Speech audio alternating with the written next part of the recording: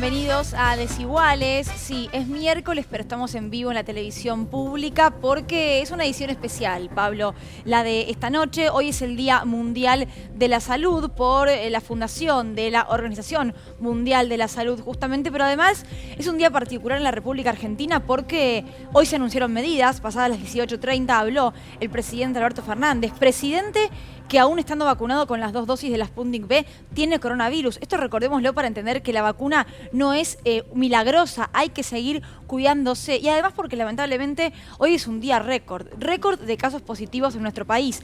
22.039 casos, una tasa de positividad del 29,5% cuando la recomendada por la OMS es del 10%.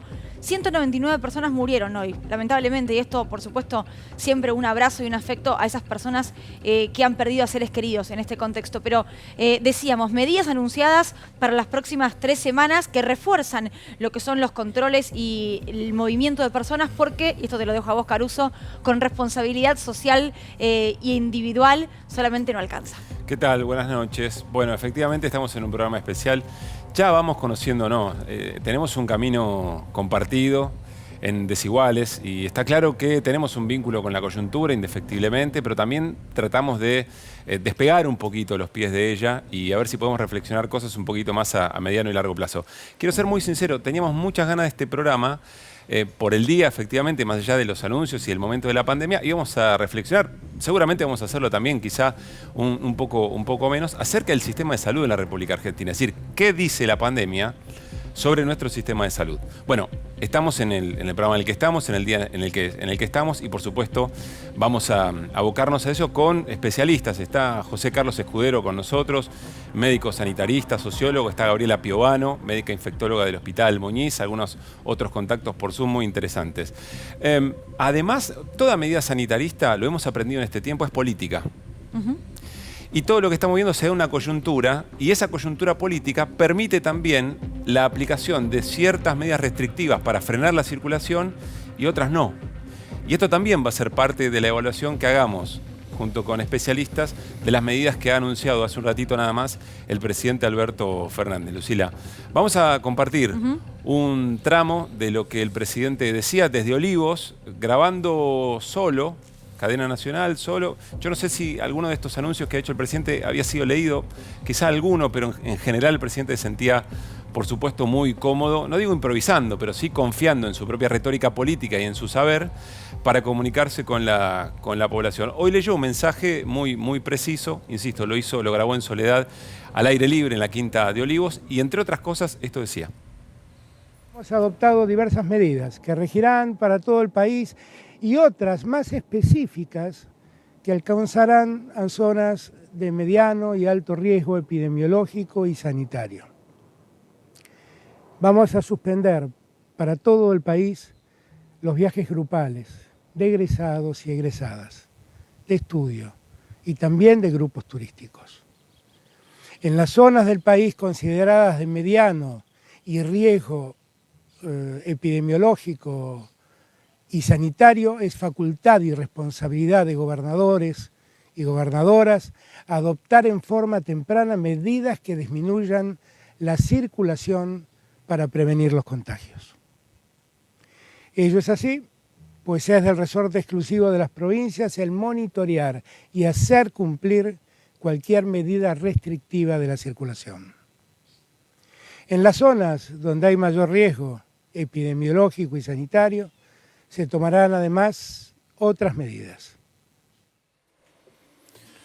Bueno, me parece importante ver esta imagen, ¿no? Que tenemos aquí en nuestra pantalla. Tiene que ver con cómo se grabó el anuncio presidencial. Decíamos, un presidente que está transitando en este momento la enfermedad que provoca el coronavirus.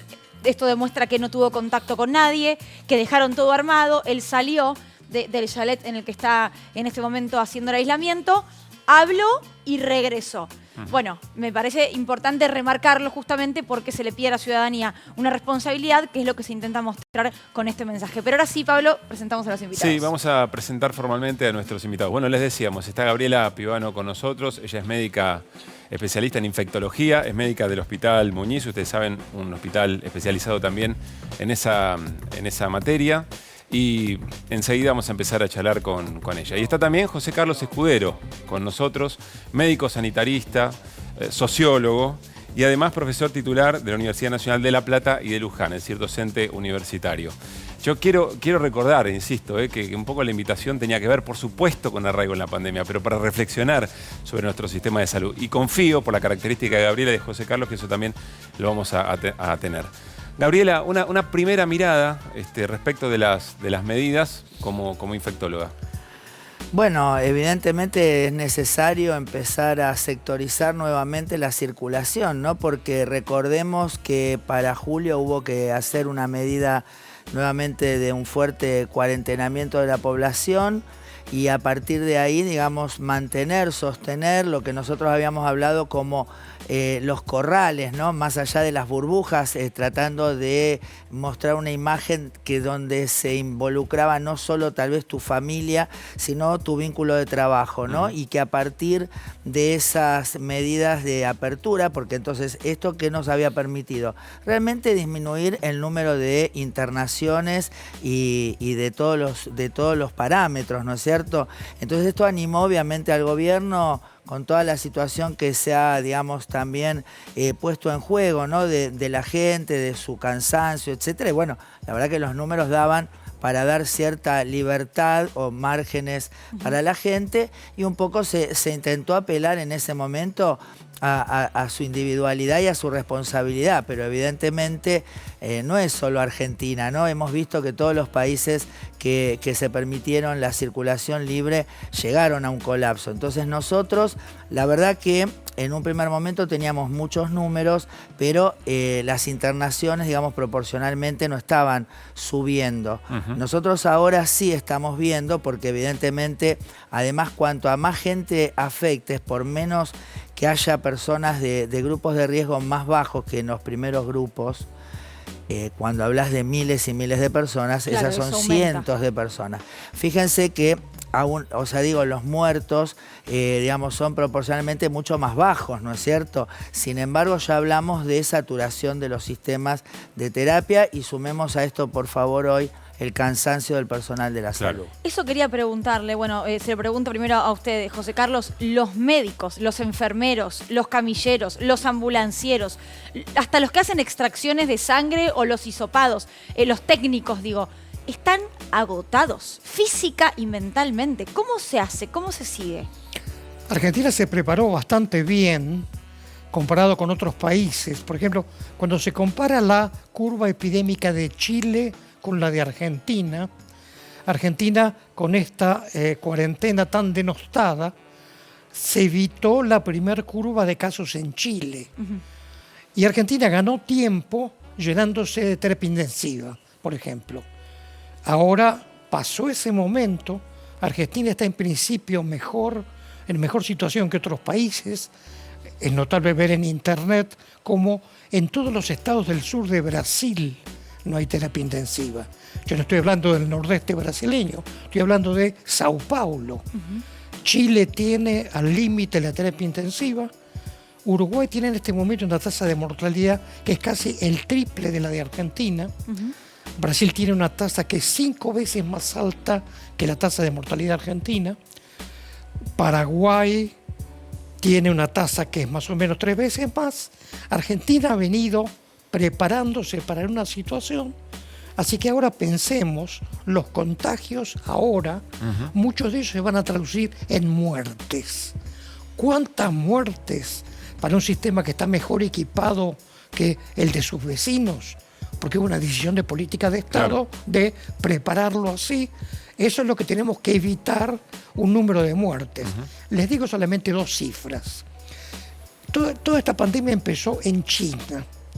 China es un país de 1.400 millones de habitantes, tuvo un total de 5.000 muertos en este año. 1.400 millones de personas generaron 5.000 muertos. Brasil está teniendo ahora 4.000 muertos por día. Claro.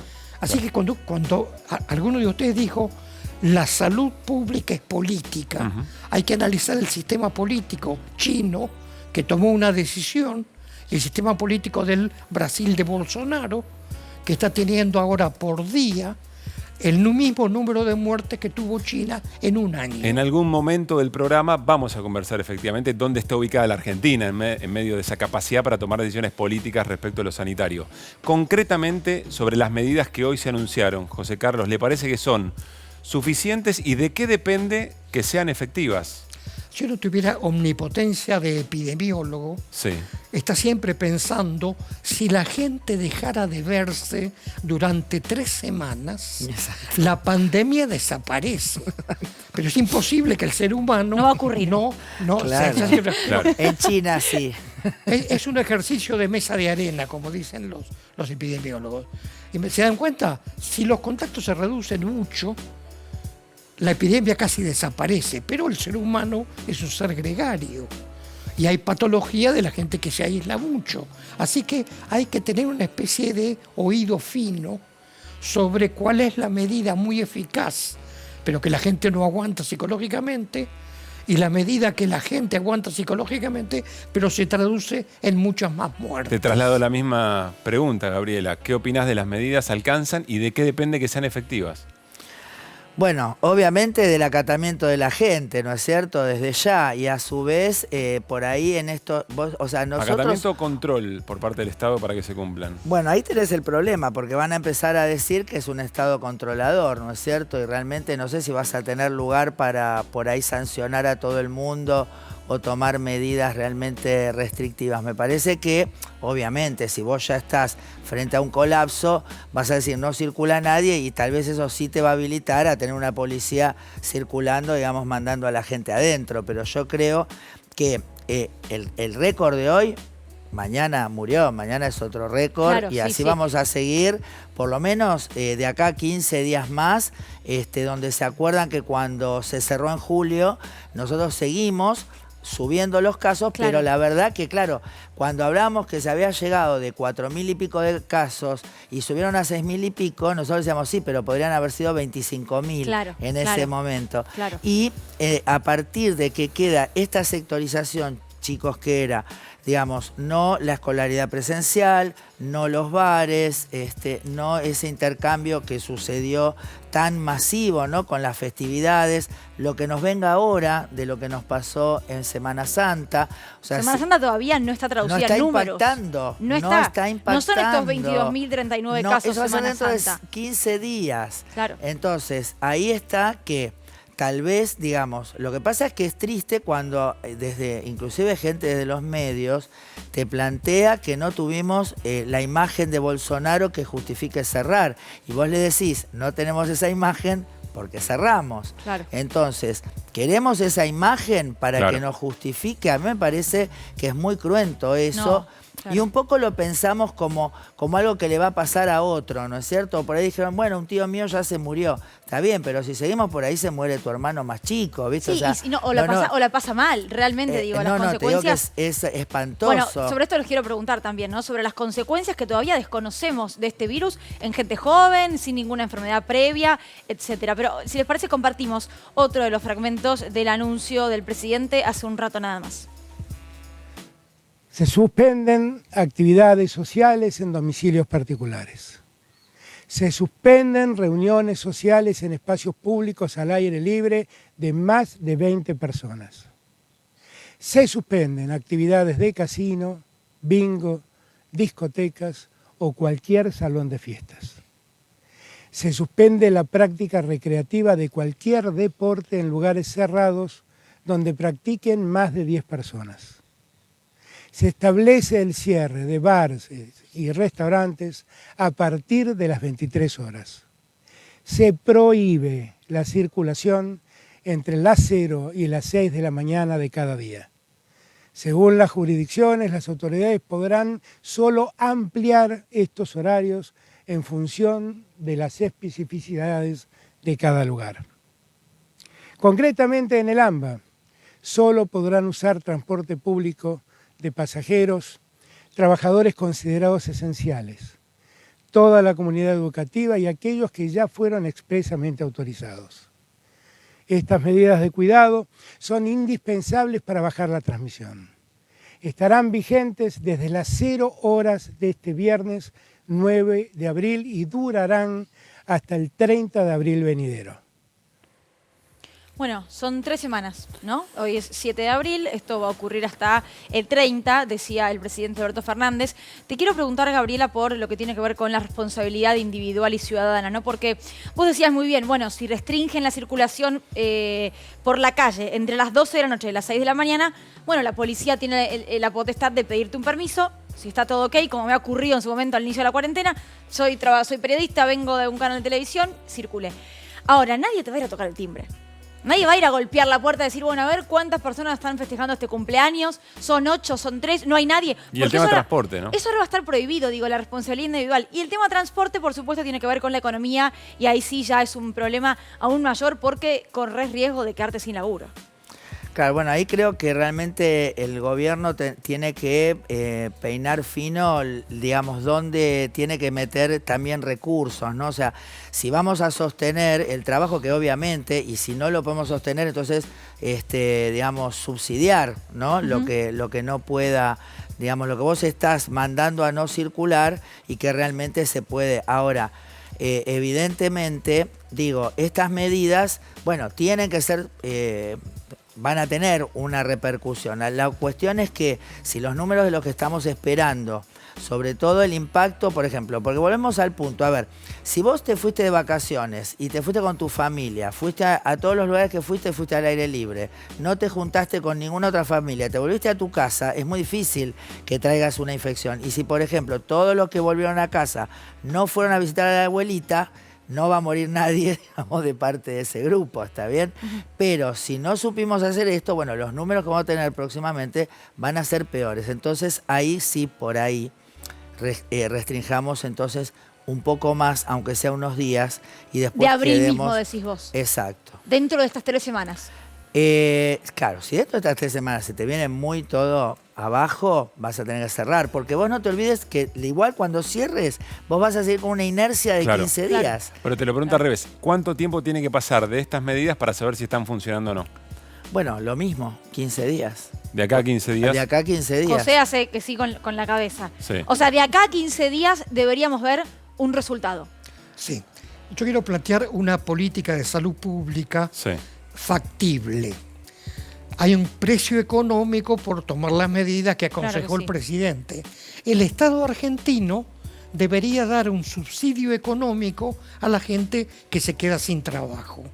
¿Ok? Entonces se va a preguntar, ¿de dónde va a salir la plata? Entonces yo propongo una medida profundísima, epidemiológica, internacional, que es, hay que cobrarle más impuestos a los ricos. Bueno, pero José Carlos, el lío que se armó con eso. No, pero perdón, quiero agregar esto. No es una posición hoy de la izquierda más ortodoxa. No. El Fondo Monetario Internacional hoy recomienda... La izquierda no apoyó esa... Tenés razón, estás picante, como siempre. Perdón, y Joe Biden lo acaba de anunciar en los Estados Unidos. A las corporaciones directamente, ni siquiera a los empresarios. Bueno, pero por las eso, corporaciones van a pagar más impuestos. Exportamos el aporte solidario a las grandes fortunas, lo exportamos al mundo. Y viste cómo nos hacen caso, nosotros están siempre viéndonos. En un ratito nada más vamos a charlar con el biólogo molecular Ernesto Resnick, que va a compartir también su mirada. Estamos con Gabriela Piovano, con José Carlos Escudero, y en este momento vamos a abordar un poquito el tema de la salud mental, que es otro de los impactos que mencionaba José Carlos y que también hay que evidentemente evaluar. Bueno, psicólogos al mundo también hemos exportado, y muchos. Argentina y su costumbre y su práctica del psicoanálisis es muy, pero muy importante. Estamos ya en comunicación con Diana Litvinov, ella es psicoanalista y integrante de la Asociación Psicoanalítica Argentina. Diana, o licenciada, no sé cómo quiere que le diga, buenas noches, ¿cómo está? Buenas noches, ¿qué tal? Bien, muy bien. Bueno, hablando un poco sobre medidas sanitarias, sobre la pandemia, y es lo que hablábamos hoy fuera de cámara antes de comenzar. El agotamiento emocional que tenemos todos, hayamos tenido no COVID, hayamos sufrido en mayor o menor medida el aislamiento, ni hablar de aquellas personas que perdieron el ingreso económico. ¿Cómo se maneja este año y en esta situación en la salud mental? Bueno, a nosotros tenemos una tarea que es la de enfrentar la realidad. Y enfrentar la realidad no siempre es fácil. A veces se la acepta, se trata de aceptar, de renunciar, de acomodarse, y a veces se la niega, ¿no es cierto? Se la niega porque angustia angustia la cercanía de la muerte, la vulnerabilidad en la que nos encontramos, y ante esa negación muchas veces la tendencia es, bueno, a mí no me va a pasar nada, o cerrar los ojos, pero este a mí no me va a pasar nada a veces está manipulado, como estamos viendo mucho últimamente con el tema de las fiestas, de los jóvenes, de los abuelos, sin barbijo, sin cuidado, donde están manipulados de alguna manera con consignas que nos llegan, que son libertad, democracia, esas consignas que se dan como para que la gente se exponga con una intencionalidad política escondida. Diana, pero también, sobre eso le quiero hacer una pregunta muy concreta. Me parece que dan el clavo respecto a lo que vamos a ver en este tiempo. A veces somos muy lineales, ¿no es cierto? Comunicadores y comunicadoras, y creemos que un mensaje que baja de la política a un sector impacta, digamos, sin ningún tipo de resignificación en quien lo recibe. ¿Cómo se fue construyendo a su criterio esa rebeldía? ¿Rebeldía a qué? ¿Y cómo nos ve posicionado por los discursos que usted observa circulando en los medios de comunicación, por lo que tiene en su grupo más cercano? ¿Cómo nos ve para estas nuevas restricciones en términos de acatar o no acatar? claro, una de las situaciones que se da ante la dificultad de aceptar la realidad es enojarse con el mensajero. O sea, el que de alguna manera impone una restricción parece que es el responsable y hay que rebelarse contra él, como negando que en realidad se trata de una realidad y no hay que matar al mensajero, ¿no? Claro.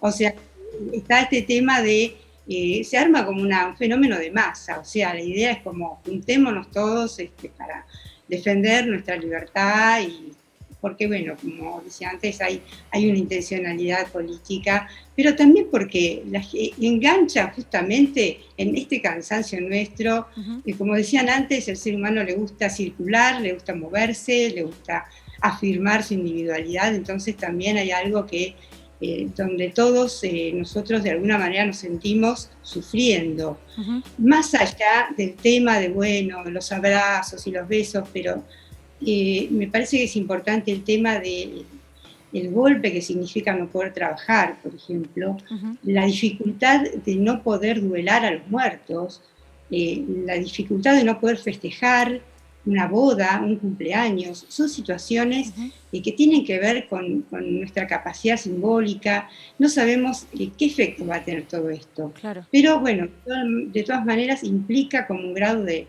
renunciamiento y aceptación de la realidad y la necesidad de cuidarnos personalmente y a los demás. Diana, estamos con dos médicos aquí en el piso de Desiguales de la televisión pública y pienso en el personal de salud, quien además del cansancio emocional tiene un desgaste físico importante y claramente desde el día 1 siendo la primera línea de batalla, ¿no? Expuestos incluso a la enfermedad, y ni hablar de esto de acompañar como pueden a la persona enferma en esos últimos minutos de vida. ¿Qué se le dice? ¿Qué se puede hacer con ellos? Diana, ¿se escucha? Sí. Bueno, son situaciones de duelo muy fuertes, muy importantes, que tienen que ver con el duelo a que uno asiste en cuanto al enfermo, a los familiares, pero el duelo personal también, y también el reconocimiento que se recibe por parte del entorno. El personal de salud no está demasiado reconocido a nivel económico, a nivel de cuidado, y bueno, eso genera un desgaste. De todas maneras, yo estoy de acuerdo en que en este país se ha observado una actitud bastante respetuosa por parte de la población y por parte de los encargados de tomar las políticas, y estamos en una situación en comparación con otros países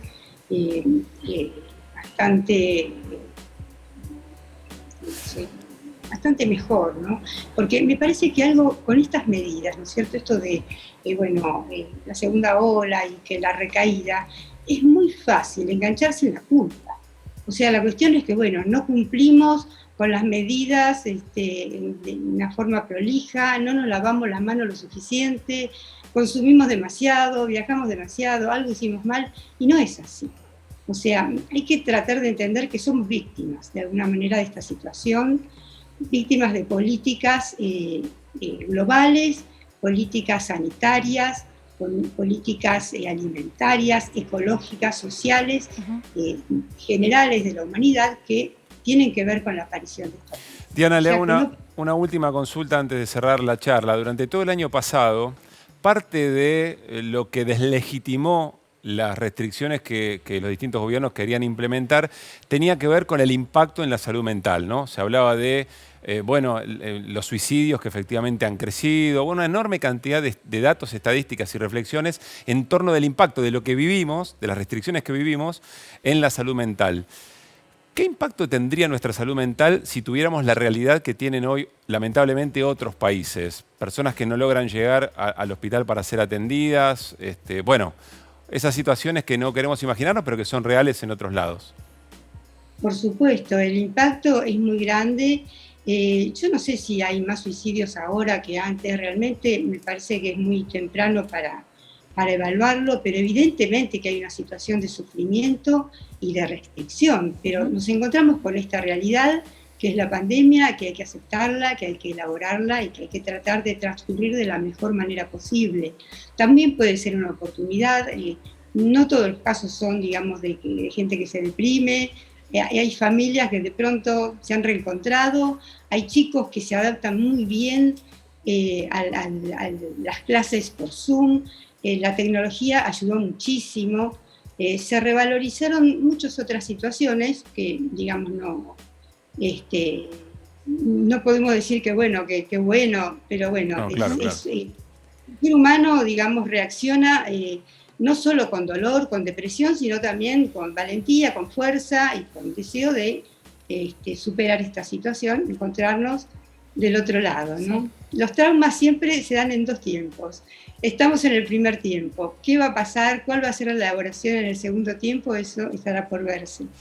Diana, muchísimas gracias por tu tiempo. Te mandamos un abrazo grande.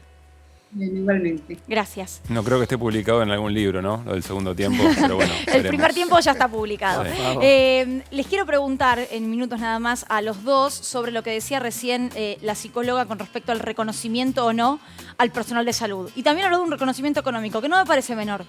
Digo, porque se habla mucho de ese amor por la profesión y de ese dar la vida por los pacientes y todo, pero hay médicos que no llegan a fin de mes. Entonces, me parece que también es un tema interesante para debatir. Cuando termine Desiguales hoy va a comenzar un documental, un especial que va a presentar la televisión pública llamado Primera Línea de Fuego, Honor y Gratitud. Tiene que ver, por supuesto, con lo que estamos hablando, con el personal de salud en la República Argentina. Vemos una partecita nada más, el inicio.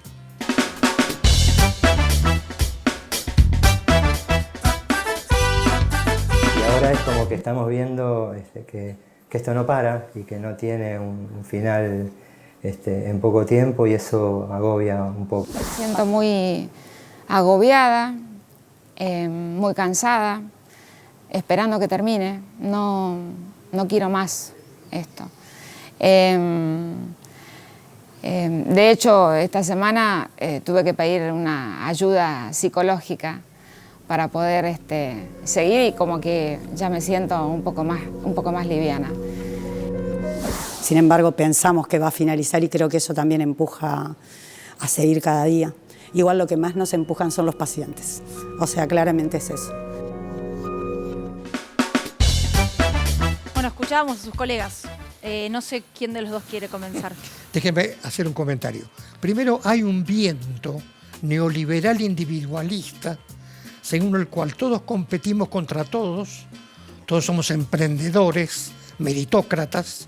Por ejemplo, no hay que tener salud como derecho, hay que ser un exitoso emprendedor para poder comprar una buena salud en una prepaga. Este es un fuerte viento neoliberal que pesa notabilísimamente y que se traduce en que yo, individuo, tengo derecho a la libertad.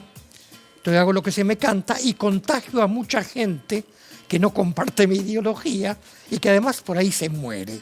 Hay que señalar esto porque esto está muy planteado. Como dijo un senador de la Nación Argentina, somos emprendedores y los inconvenientes nos tienen que acicatear para seguir siendo mejores emprendedores. Esta es la primera línea. La segunda, para justificar esta política epidemiológica sofisticadísima de cobrarle más plata a los ricos para que haya mucho más funcionarios del Estado. Entonces, que no tengan exceso de trabajo los pocos, que haya el doble con buenos sueldos, para que la característica de contención, de compartir el sufrimiento del otro, de la otra, lo que sea una política de Estado llena de funcionarios estatales, no por generosidad de la persona que hace un sacerdocio, sino una persona que cobra sueldo, se puede afiliar como en un sindicato y puede hacer huelga. Lleno de funcionarios del Estado, y tenemos que pensar, cuando empecemos a cobrarle mucho más plata a los ricos, desagregar esta idea teórica para duplicar la contención a la gente que muere sola. Más personal de salud y mejor paga. Así es. Y la política que eso ahora requiere recursos, por supuesto, a eso se refiere. Como dijo Joe Biden y como dijo el Fondo Monetario, somos todos keynesianos, somos todos peronistas, diría yo. Gabriela. Bueno, exactamente, esto es otro componente. Vos estás en el día a día en el Muñiz, ¿no? Sí, yo estoy en el Muñiz, estamos renegando porque aparte en la Ciudad de Buenos Aires Larreta sacó a la gente que había contratado para este estrés que tuvo en la ciudad el sistema de salud, y una vez que bajó y que hubo que cerrar, que se pudo cerrar, ¿no? Salas de terapia de COVID, echó a la gente y ahora están volviendo a hacer un llamado en el medio de esto a gente que está cansada, está enojada, y además le pagan, digamos, la oferta de la ciudad es la mitad de lo que se te ofrece en el privado. Entonces, realmente, como dice el doctor, ¿no? Vos fíjate que todo lo que hablamos, obviamente, en una sociedad organizada, entonces podría haber tenido una mejor respuesta. O sea, en la soledad que se ha sentido, la comunidad la podría haber combatido, digamos, desde una organización, desde la propia comunidad. ¿Podés decir que la comunidad médica se sintió muy sola en este tiempo? Se siente aún hoy, porque realmente... Trabajadores y trabajadoras de la salud en general. En general. Vos fíjate que, bueno, el personal de enfermería de la ciudad sigue siendo del escalafón general y ni siquiera frente a este trabajo a destajo que han tenido los compañeros, porque el médico es verdad que toma las decisiones, ¿no es cierto? Pero el que trabaja permanentemente con los pacientes son los enfermeros, y han realmente padecido también esos de decesos de compañeros. Recordemos, Gabriela, que en la Ciudad de Buenos Aires piden ser reconocidos como profesionales de la salud. Exacto. De hecho, hacen carreras de 4 años, son licenciados, pero no ocurre. Hace mucho tiempo. Es prepandémico el reclamo. Exactamente. Y con la pandemia Macri, digamos, fue realmente una necesidad, ¿no es cierto? Y empieza esta nueva situación, viene la pandemia y ya te digo, o sea, el gobierno de la ciudad no ha tomado la determinación de dar ese reconocimiento. Pero además esto, ¿no? Estamos ganando 400 pesos la hora. Entonces, vos ahora te van a pedir más trabajo. Yo voy a trabajar más guardias de las que me corresponden para que además vamos a ver qué pasa con el proyecto de ganancia, cómo impacta en nosotros, y lo que vos dijiste, ¿no? Hay compañeros que están debajo de la línea, los residentes están debajo de la línea. Yo te quería preguntar, porque tengo amigas en este momento que trabajan en sistemas de salud públicos, residentes, a las que no les veo la cara hace no sé cuánto tiempo, pero no ven a nadie. No. Y los obligan a trabajar horas extras y no le pagan como un médico que ha terminado la residencia, y a veces le pagan los dejan menos. 6 meses sin cobrar. Es una vergüenza. No tienen ART. O sea, es vergonzoso. Y es vergonzoso también lo de los gremios, que los gremios no han dicho nada, ¿no es cierto? Bueno, nosotros tenemos a médicos municipales, que es vergonzoso realmente, o sea, más allá de que ha sido quien le proveyó a Macri, digamos, los ministros de salud de la ciudad. Lemus tiene un vínculo muy fuerte con Claro, con y además cuando fue que aumentó la mortalidad de la infantil en la ciudad, jamás se manifestaron, ¿no es cierto?, repudiando nada ni nada. Fíjate que falleció un colega, chicos, en una manifestación. Sí, una manifestación a la sede del gobierno porteño. No se decretó paro. Quiero hacer un puntito ahí. Estamos hablando ahora de la Ciudad de Buenos Aires, pero yo entiendo que en términos generales, ¿no? en todo el país el sistema está así. Aprovecho acá para sacarme una gana que tenía de pensar en el sistema de salud general, porque el sistema de salud, si no me equivoco, a mediados de la década del 90 se descentralizó. Exacto. Y sin recursos. Entonces, cada provincia tiene el sistema de salud que puede sostener. ¿Cómo es el tema, José Carlos? Lo que pasa es que hay un gran planteo neoliberal, que es que hay que debilitar el Estado. Entonces vos no tenés un Estado a la China, que hizo lo que hizo, sino que si vos sos neoliberal, tenés que fragmentar tu presunto opositor o enemigo. Entonces, menos nacional que pase a las provincias, menos provincial que pase a los departamentos o partidos. Ese es un objetivo político que supone fragmentar lo que sería una alternativa política al Estado neoliberal. Ese que te dice no le cobremos impuestos a los empresarios porque le quitamos la gana de que inviertan, y que filosóficamente dice somos todos emprendedores. Entonces, no salud gratuita, no educación gratuita, sé un eficaz emprendedor y comprar eso en el mercado. Es una fuerte línea ideológica. Ahora, voy a ponerme en modo muy optimista. Sí, pero te quiero retrucar con esto, Gabriela, en modo muy optimista. Lo que dice Pablo, cada provincia tiene el sistema de salud que puede. En pandemia mejoró, es un poco se equilibró. Claro, mejoró, pero también saltó la diferencia de que a veces se dan recursos, porque el tema es así, cuando se federalizó, ¿no es cierto? Entonces la educación y la salud fue que se le dio, digamos, ¿te acordás? Las escuelas a las provincias y a los municipios. Por eso ¿no se dice que es un ministerio sin escuela. Exacto, y el Ministerio de Salud sin hospitales. Sin hospitales. Ahora, ¿qué pasó? Vos, por ejemplo, tenés una política sanitaria como era en una época repartir preservativos para evitar la transmisión de enfermedades y el embarazo no deseado, ¿no? Bueno, hay provincias católicas donde no te reparten los preservativos que vienen de nación. Entonces, por ejemplo, también en el gobierno anterior a Mauricio, digamos, por ejemplo, el Ministerio de Desarrollo Social tenía su propio, digamos, aparte de que hubiera un Ministerio de Desarrollo en cada provincia, manejado por la provincia, se estableció, digamos, como una oficina del Ministerio de Nación para garantizar entonces que lo que se ponía, digamos, como una política que llegara. Entonces, yo creo que por eso la vicepresidenta, frente a toda la inversión de que se dio previo a esto, todo lo que reciben las obras sociales la prepaga en nombre de compensaciones, porque hay que decirle a la gente, o sea, a ver, vos tenés el Programa Nacional de SIDA, vamos a dar un ejemplo, ¿no? Hubo un momento que recibía mejor tratamiento la gente que estaba en el público, que no tenía cobertura, que la gente que tenía cobertura. ¿Por qué? Porque los remedios son caros. Entonces, cuando de alguna forma se demoraba la entrega de los medicamentos del privado y esa gente por ahí se enfermaba y se moría. Entonces, atento a esto, digamos, se estableció una política de compensación. O sea, la obra social le da la medicación y el Estado compensa. Que ahí, bueno, vinieron otros casos también, ¿no? Claro. Creo que, por eso, el tema es replantearnos, digamos, los recursos. Por ejemplo, acá es un sistema con muchos recursos. Sí, mal administrados, muy mal administrados. Ahora, cuando se toma la decisión desde el Estado Nacional, esto fue en marzo 2020, de cerrar lo que es la circulación, cerrar las escuelas, reforzar los sistemas sanitarios, reforzar lo que son las camas de terapia intensiva, respiradores, etc. Eso se logra, ¿no? Digo, se logra. Insumos, con ¿no? mayor y menor éxito, porque vos recordás que, por ejemplo, Jujuy tomó su propia determinación, entonces colapsó.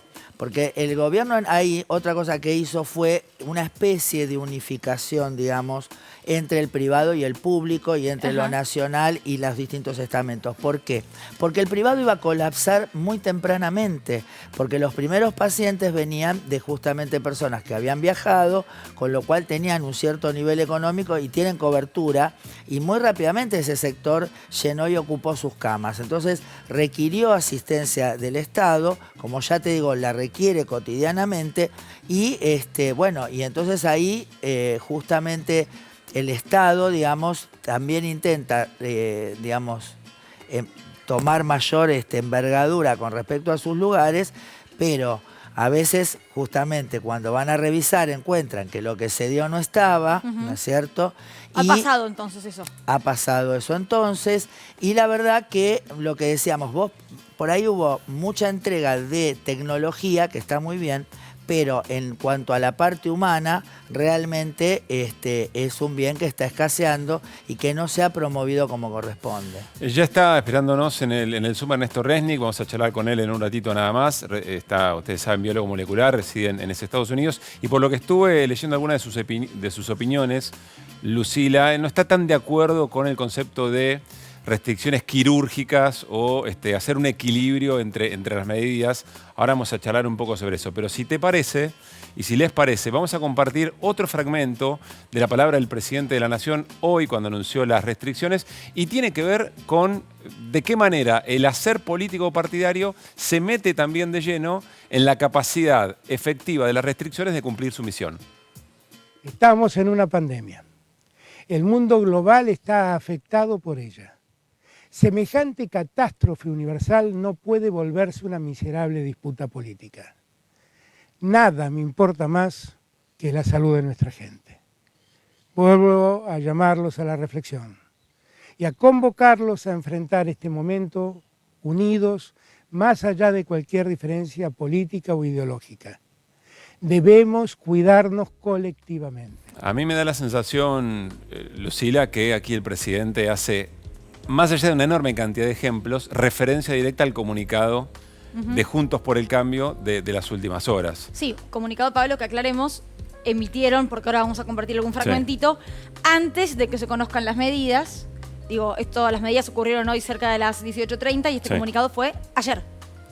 Efectivamente, aquí tenemos, la imagen de los primeros párrafos, pero esencialmente el planteo es, primero hay una descripción, un diagnóstico de que fracasó la política sanitaria del gobierno nacional respecto de la pandemia, y luego pregonar por supuesto, Juntos por el Cambio son quienes mejor tutelan la institucionalidad y la república en la Argentina, el derecho al trabajo, el derecho a la circulación, el derecho a la educación, y por allí aparece también libertad. El respeto a la libertad, por supuesto, ¿no? El trabajo y el ejercicio de las libertades individuales. José Carlos, cuando usted observa esta posición de un sector de la política argentina y el desafío que tenemos por delante respecto a la pandemia, ¿qué le pasa? ¿Qué reflexiona? Dudo sobre la naturaleza de la realidad. Me tengo que pellizcar un poquito. No lo puede creer. No, porque ahí hay gente que apoya este comunicado, sí, pero en sus provincias es mucho más interventora. Así que esto es para la gilada, con la expresión académica, para sí, la gilada. Esto es para la gilada, pero estos tipos, cuando tienen responsabilidad en sus provincias, hacen lo que dice el gobierno de Caso Corrientes, caso Mendoza, si no me equivoco, ¿no? Corrientes y Mendoza. Por ejemplo, Gabriela. Bueno, esto es la bolsonarización de la pandemia, ¿no es cierto? O sea, fíjate que, por eso a mí siempre planteé que para saber dónde estamos, porque no cuando hablamos sobre discutir en lo fáctico de si qué hubiese pasado o no hubiese pasado, sí, ¿no? Bueno, yo siempre les digo, agarremos la reglita, ponemos dónde estaba el día 1 Argentina, dónde estaba Brasil en su día 1, ¿no? De pandemia, Chile, ¿no es cierto? Y venite y anda corriendo la reglita, ¿no es cierto? ¿Y dónde estamos nosotros con casos, con todo lo que quiera, con muertes? Fíjate que estamos hablando de cientos de muertes, ¿no? Bueno, ellos están ya hablando de más de 10.000 muertos. Entonces, ahí realmente eso era lo que a vos te esperaba, y esto es lo que nos esperaba si nosotros dijéramos, listo, dale, vamos a hacer lo que nos dicen ellos, ¿no? De hecho, fue lo que pasó en Jujuy, chicos. Sí. Bueno, este es uno de los tweets que se vieron en las últimas horas cuando se conoció que el presidente estaba enfermo. También veíamos uno del gobernador Axel Kicillof, pero lo mencionaste, Ernesto Resnick, sí, sé que está ahí escuchándonos. No sé si ya lo puedo presentar, denme el ok. Bueno, ahí nos escucha entonces, biólogo molecular, está en los Estados Unidos. Ernesto, como siempre, un placer saludarte. Hoy de noche, te he saludado en todos los usos horarios, Ernesto. ¿Verdad? ¿Qué tal, Luli? Bien, Pablo. muy bien, muy bien. Bueno, ahí te hacía un poco una introducción, Pablo, con lo que vos mencionabas hoy en unos tweets respecto a esto de los cierres quirúrgicos, incluso lo que dijo ayer Bisotti, ¿no? Cierres localizados, transitorios y puntuales. ¿Qué opinás sobre lo que se dijo hace un rato nada más?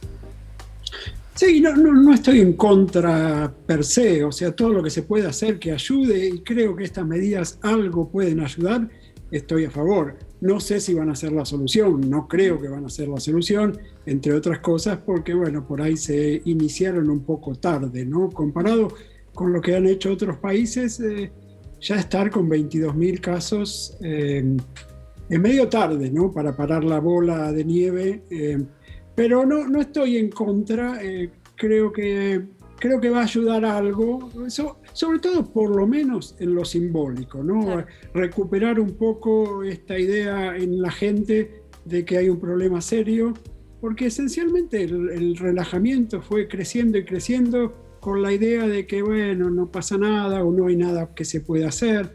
Bueno, esto es una recuperación simbólica, por lo menos, de que se puede hacer algo y que hay que hacer algo porque se pone mal. ¿Y crees, Ernesto, vos venís siguiendo, más allá de tu residencia, venís siguiendo el día a día de la situación en la Argentina, ¿crees que hay condiciones para ejercer un control que efectivicen las medidas?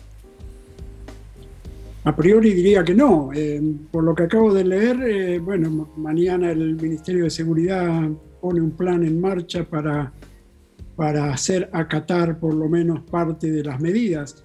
Ojalá sea así, de vuelta, más que nada, obviamente, como dijo Gabriel hace un rato, si ocurre una persecución de quien viola las normas, va a haber un grito en el cielo de dictadura, infectadura y todo eso, pero por lo menos simbólicamente, como se ha hecho en otros países también, países como Australia ha puesto mano dura, digamos, en la zona de la noche en la cual se hizo toque de queda, todo lo que indique por lo menos que estamos tratando de hacer algo serio, ¿no? Uh-huh. Eso espero que se pueda hacer. Sí. Ahora, bueno, Ernesto, vos recién hablabas de infectadura o términos que se han utilizado en la República Argentina para hacer mención a medidas tomadas por el gobierno nacional. ¿Cómo están en Estados Unidos ahora las medidas? ¿Cómo estuvieron también en el último tiempo? ¿Dónde estás vos específicamente? Bueno, ahora las medidas no son de relajamiento total, o sea, por ejemplo, todos los negocios religiosamente tenés que usar barbijo y no ves un supermercado, no ves ningún lugar donde no haya barbijo. Está un poco más relajado porque, entre otras cosas, la carrera entre la vacuna y el virus en estos momentos en Estados Unidos, las vacunas están, en estos momentos hay unos miles de casos por día, todavía varios miles de casos, pero 4 millones de vacunados por día. Ahora, lo que se ha hecho en los últimos meses no ha sido poco. Donde yo estoy, cuando fue la ola, que acá ya fue de tercera, cuarta, no sé cuál, en diciembre, en noviembre, cuando empezó la nueva ola de contagios, el gobernador acá en este estado hizo cerrar bares y restaurantes y gimnasios totalmente, por 2 meses, hasta mediados de enero no hubo, desde mediados de noviembre hasta mediados de enero, no hubo bares y restaurantes en todo el día. Bueno, hasta donde yo entiendo, la provincia de Buenos Aires pedía medidas de cierre un poco más intensas durante un tiempo determinado para después poder volver a levantar esas restricciones. Porque yo entiendo, exacto, Ernesto, por supuesto Gabriela y José Carlos, si quieren opinar, si no son efectivas estas 3 semanas, después van a seguir las restricciones. O sea, de lo que se trata acá es tratar de que las restricciones sean por el menor tiempo posible, ¿o no? Calibrarlas, como dicen. Sí, eso lo entiendo, o sea, sí, y un poco los planes que se han hecho en Europa empezaron así, ¿no? En Alemania, en Francia empezaron cerrando la noche, cuando no dio abasto terminaron poniendo restricciones muchísimo más grandes. Sí, eso lo entiendo y por ahí, si tiene éxito, por ahí no hace falta hacer algo más duro. También hay que pensar que estamos en un buen momento dentro de todo, estamos en un momento esperanzador también. A ver, ¿por qué? Compartí eso, necesitamos eso. Son las vacunas, Caruso. Exactamente, las vacunas. No estamos en marzo del 2020, estamos ahora con vacunas funcionando, con vacunas distribuyéndose, con vacunas en el mundo, con lo cual cerrar ahora 2 semanas de modo, pongamos que estas 3 semanas no funcionen muy bien y haya que ponerse un poco más duro por otras 2 semanas. Bueno, hay una luz al final del túnel, ¿no? Están llegando las vacunas, no en la medida que quisiéramos, pero están llegando y van a llegar en los próximos 2-3 meses, van a estar ahí.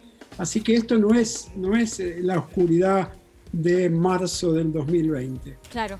Tenemos una placa para compartir sobre la cantidad de vacunas distribuidas en este momento alrededor del mundo. Bueno, este programa se llama Desiguales. El primero que hicimos era sobre la desigualdad y vaya si en este tema no la hay, ¿no? Hablo de, vuelvo a repetir, la distribución de las vacunas. ¿Cuántas vacunas tiene cada país? ¿Cómo se está repartiendo esto alrededor del mundo? Ahí tenemos la información, Pablo. No, esto es la cantidad de dosis administradas. Ahí está, sí, efectivamente. Aquí tenemos la cantidad de dosis. Brasil, por ejemplo, tiene 21,07 millones. Sí, ahí vi bien.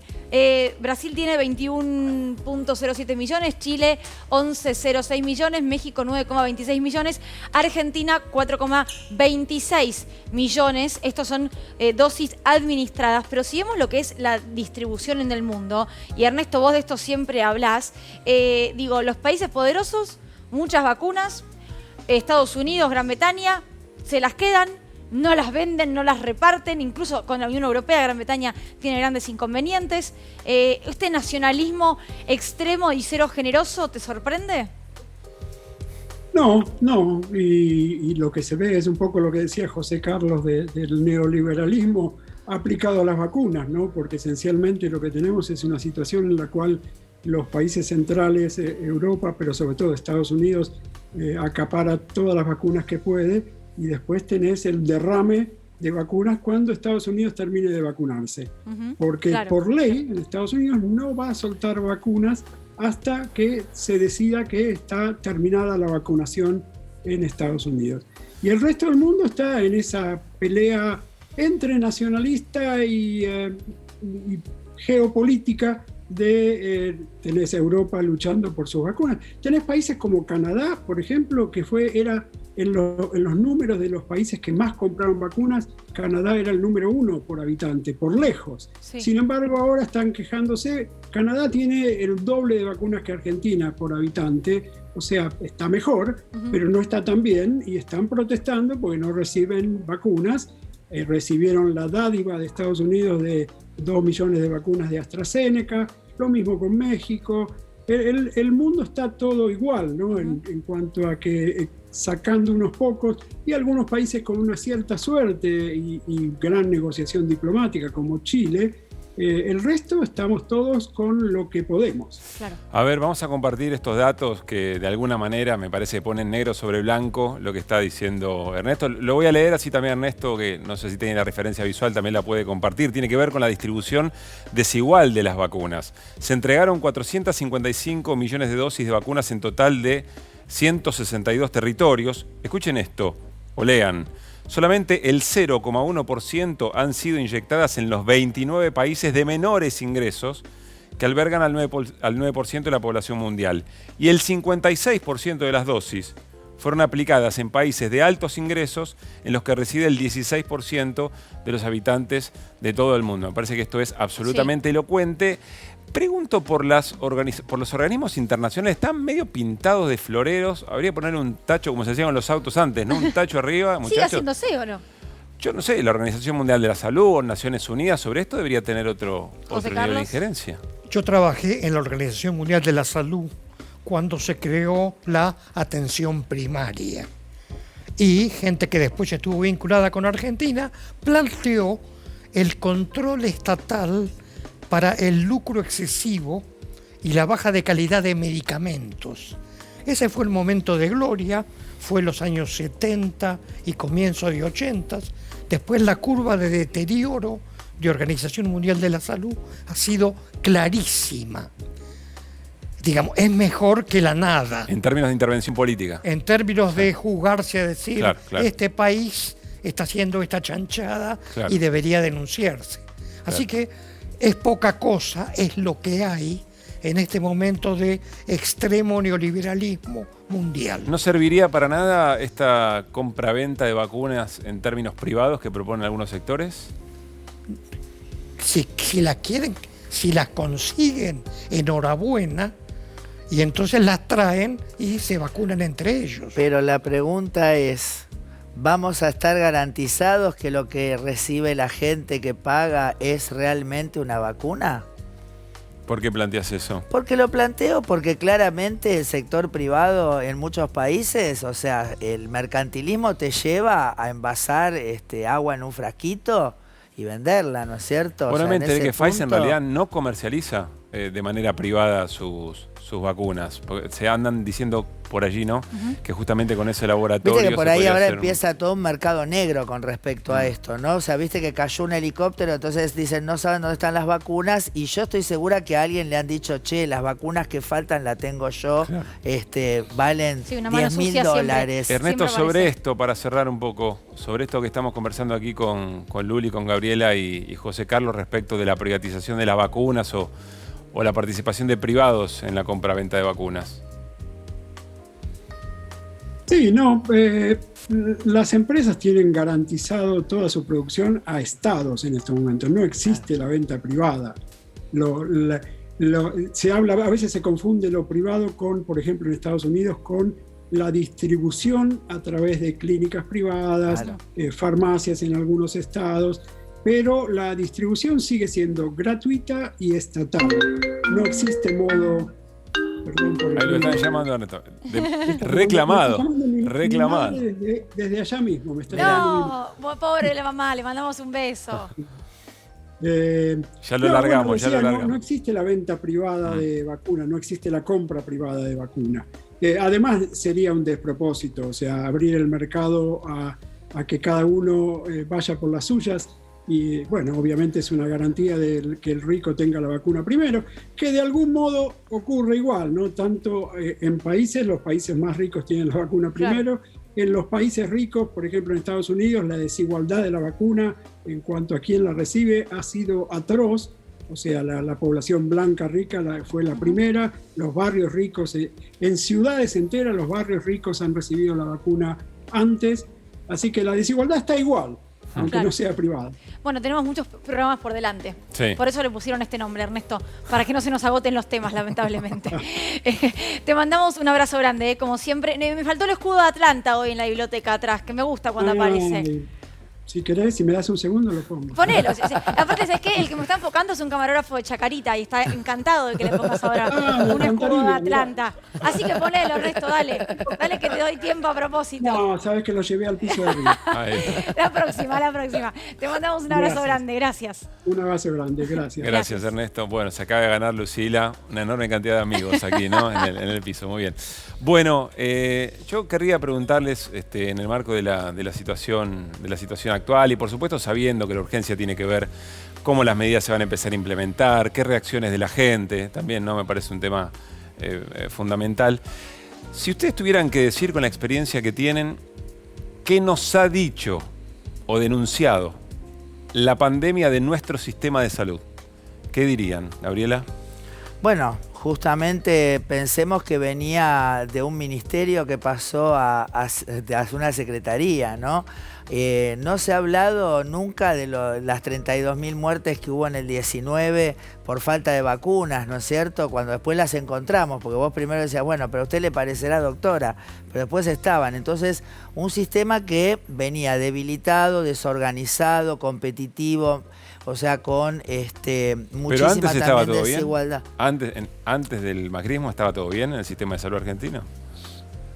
No, pero tenías un Ministerio de Salud que le daba asistencia, por ejemplo, las hormonas a la población trans, que le daba la cuestión de la accesibilidad a métodos anticonceptivos. O sea, había muchísimo desarrollo del Ministerio de Salud territorial, que todo eso, por ejemplo, el programa de dengue. Mirá cómo te estoy... El programa de dengue, ¿por qué vino tanto el dengue? Porque se cortó toda la territorialidad. Entonces, eso no es que... O sea, nunca... No territorialidad es agentes perfecto. de salud yendo a los barrios, ¿no? Yendo a la población. Exacto. Cuando acá se reclamó, me acuerdo una de las primeras apariciones mías fue cuando supuestamente Paraguay iba a cerrar la frontera porque había 2 casos que habían pasado de acá y se reclamaba que no había personal. Bueno, pero hacía 2 años los medios pedían la privatización del Estado, ¿no? Entonces, partiste de un Estado que venía en cuanto a la salud. Fíjate lo que nos pasa con justamente el programa de VIH, ¿no? O sea, se vació y entonces volverlo a reconstruir ha llevado que realmente no hay una respuesta en este momento adecuada, por ejemplo, a esos pacientes. Y, bueno, la otra cuestión creo que yo, no solo con respecto, bueno, al sistema de salud, que es lo que a mí me interesa, porque también, ¿sabes qué pasa? En la época del gobierno anterior de Néstor y Cristina, fue la primera vez que los trabajadores cada vez recibíamos mejoras, ¿no es cierto? O sea, que podíamos ver, digamos, nosotros trabajábamos y no cobrábamos. Nosotros en la época de Menem, nosotros trabajábamos y no nos pagaba PAMI, por ejemplo. Entonces empezó a pasar eso, de que cobrásemos, de que podíamos... Mis compañeros iban de vacaciones a la Isla Margarita, siendo trabajadores de la salud. Terrible, pecado para algunos, ¿no? Y después me los vi, después de haber votado. Creyeron que podían. Sí, creyeron que podían. Pero lo más lindo fue después encontrármelos diciendo, che, qué bueno los espectáculos gratuitos los fines de semana en la ciudad. Gabriela, te vamos a pedir que vayas a nuestra ventana a escribir una palabra, una frase, lo que creas que dejó este ¿Puedo programa. decir por qué voy a escribir? Después nos vas a decir. Sí, primero lo escribís y después lo compartís. Ahora podés ir a hacerlo, mientras tanto te vamos a escuchar a vos, José Carlos, la pregunta que decía Pablo, ¿no? ¿Qué nos dejó sobre el sistema de salud esta pandemia? Yo pienso que ya por el triunfo electoral de Alberto y de Cristina se fortalecía el Estado. El peronismo es el partido de Ramón Carrillo. De paso, Carrillo hizo lo que hizo. Perón le dio dinero y poder como loco, pero la tuvo fácil Ramón Carrillo porque ahora está el capitalismo financiero metido en el sector salud, que es un enemigo mucho más fuerte que en la época de Carrillo, donde los enemigos de Carrillo en parte eran médicos de clase media. Es decir, ha habido un cambio cualitativo para peor del papel del Estado. Así que esto venía mejorando y las medidas que se fueron tomando.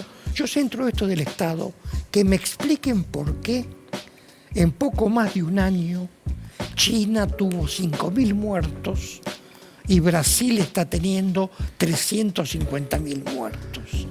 Yo pienso que esto lo vamos a discutir como ejercicio intelectual en los próximos años. La diferencia entre un país como China y Bolsonaro.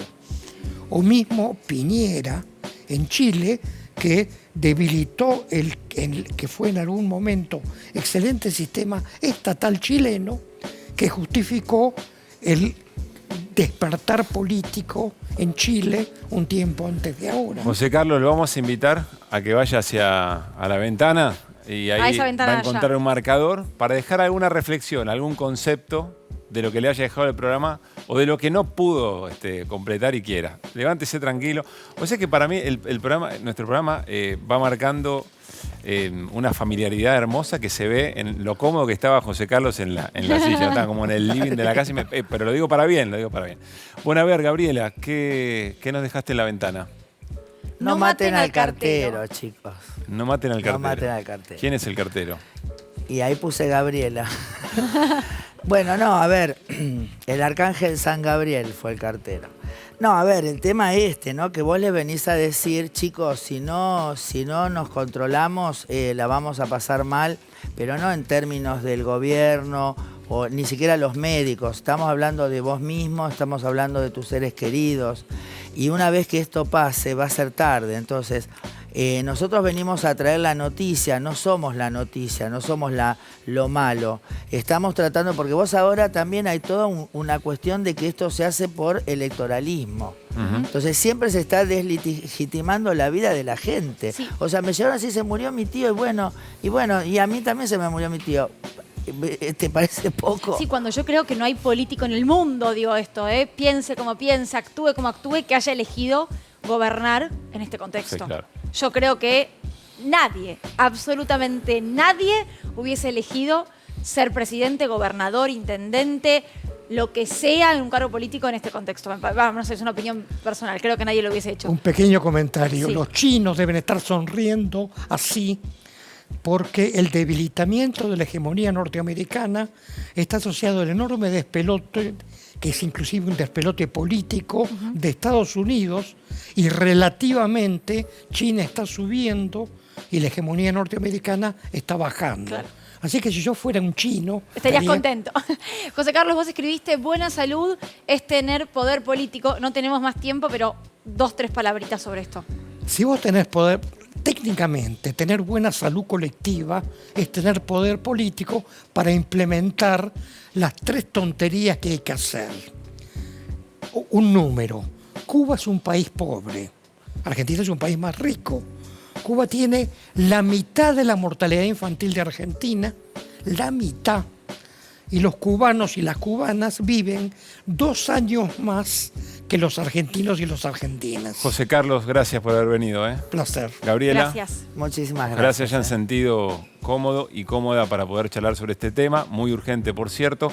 Antes de que Lucila nos despida, quiero decirles, y para mí va a ser un programa que cierra de alguna manera también este de hoy, el próximo lunes vamos a hablar sobre la nueva derecha, o las nuevas derechas, no solamente en la Argentina, en la región y en el mundo. Los invitados se van a enterar el lunes a las 22 horas aquí por la televisión pública. Va a estar, por supuesto, también Darío Stanraiver. Que tengan una buena semana, buen fin de semana. El lunes nos reencontramos. Adiós. A cuidarse.